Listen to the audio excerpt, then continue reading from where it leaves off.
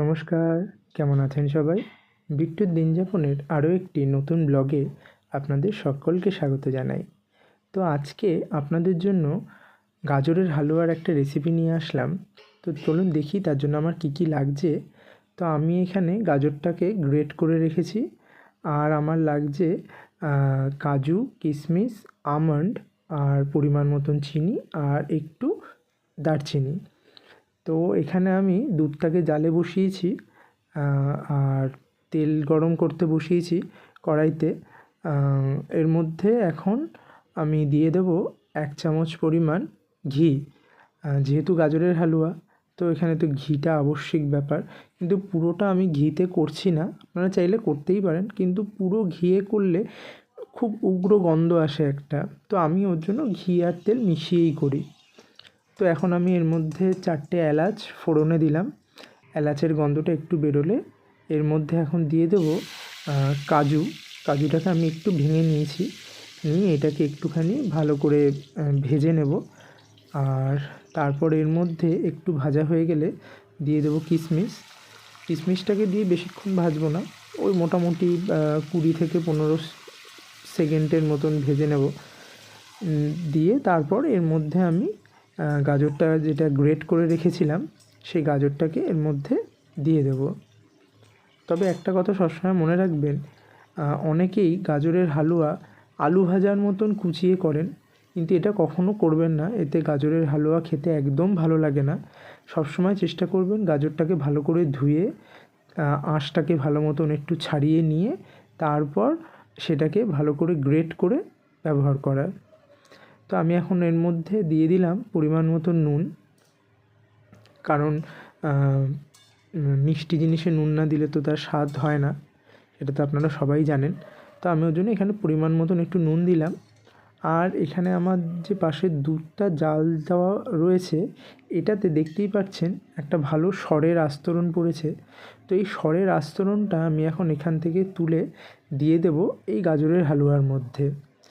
এটা আপনাদের জন্য বলছি যে এই যে দুধটা জাল দিতে দিতে যে সরটা পড়বে, এইটা সবসময় চেষ্টা করবেন এই গাজরের হালুয়া কষানোর সময় এই গাজরের সাথে বারবার মেশানোর। যতবার এই সরটা আপনি গাজরের হালুয়াতে মেশাবেন, গাজরের হালুয়ার স্বাদ তত বৃদ্ধি পাবে। দোকানে আপনারা খেয়ে দেখবেন, ওখানে একটা খুব সুন্দর ক্রিমি একটা ব্যাপার হয়। তো এইটা কিন্তু এই সব কারণেই হয়, ঠিক আছে? আর ওরা অনেক সময় খোয়া ক্ষীর, সন্দেশ অনেক কিছু ব্যবহার করে, কিন্তু ঘরোয়া পদ্ধতিতে যদি আমরা এই সরটাকে ভালো মতন মেশাতে পারি, তাহলে একদম দোকানের মতন খেতে স্বাদটা হয়। আর এটা খেতে সত্যিই খুব ভালোও লাগে। তো আমি এখন যতবার এই সরটা পড়ছে ততবার এখান থেকে নিয়ে নিয়ে আমি এই গাজরের হালুয়ার সাথে মেশাচ্ছি। আর আমি দুধটাকে একদম লো ফ্লেমে করে রেখেছি, যাতে দুধটা পুড়ে না যায়। আস্তে আস্তে জাল হবে, আর সরটা যত পড়বে ততই ভালো, কেননা যত সরটা মেশানো যাবে এই গাজরের হালুয়ার মধ্যে ততই ভালো লাগবে এটা খেতে। তো এখন দিয়ে কষাতে কষাতে দেখতেই পাচ্ছেন গাজরের হালুয়ার রঙটা অনেকটাই পরিবর্তন হয়েছে। তো আরও কয়েকবার আমি এইভাবে সরটা এর মধ্যে মিশিয়ে নেব, আর ওদিকে দুধটাও জাল দিয়ে আস্তে আস্তে অনেকটা কমিয়ে নেওয়া হবে।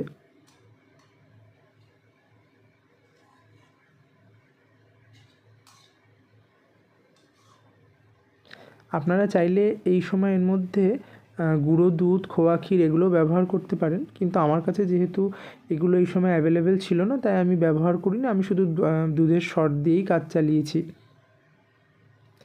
তো দেখতেই পাচ্ছেন যতবার দুধের সর পড়ছে আমি ততবার সেটাকে নিয়ে এই গাজরের মিশ্রণটাতে মেশাচ্ছি।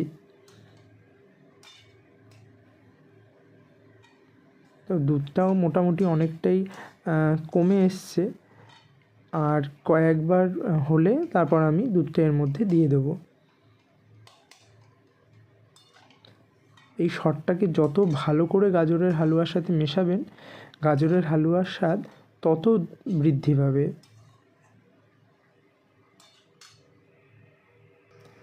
তো ওদিকে দুধটা অনেকটাই কমে গেছে, দেখতেই পাচ্ছেন। আমি এখানে 1 লিটার দুধ নিয়েছিলাম, সেটা এখন প্রায় 500 মতন হয়ে গেছে।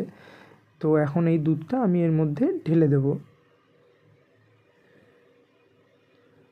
দুধটা ঢেলে ভালো মতন মিশিয়ে নিতে হবে। দিয়ে কিছুক্ষণ এই দুধের সাথে এবার এই গাজরটা ফুটবে। তো আমি এখানে প্রায় 20 মিনিট মতন গাজরটাকে ওই দুধের সর দিয়ে দিয়ে কষিয়েছিলাম।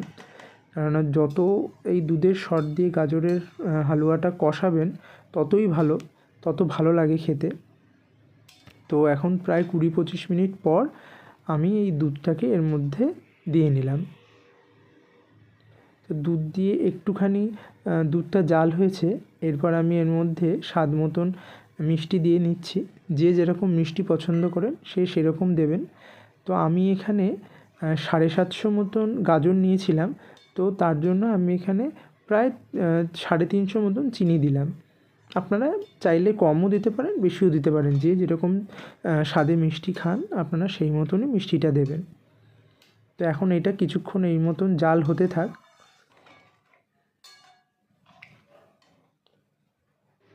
তো প্রায় এখন 10-15 মিনিটের কাছাকাছি হয়েছে। আমি গ্যাসের ফ্লেমটা লো টু মিডিয়ামে রেখেছিলাম, রেখে দেখতেই পাচ্ছেন দুধটা অনেকটাই কমে গেছে। তো আপনারা চাইলে এই সময় নামিয়ে নিতে পারেন, কিন্তু আমার যেহেতু গাজরের হালুয়াটা আরেকটু টাইট পছন্দ, তো তার জন্য আমি দুধটাকে আরেকটু কমিয়ে মেরে নিয়েছিলাম। তো এখন আমার গাজরের হালুয়া রেডি।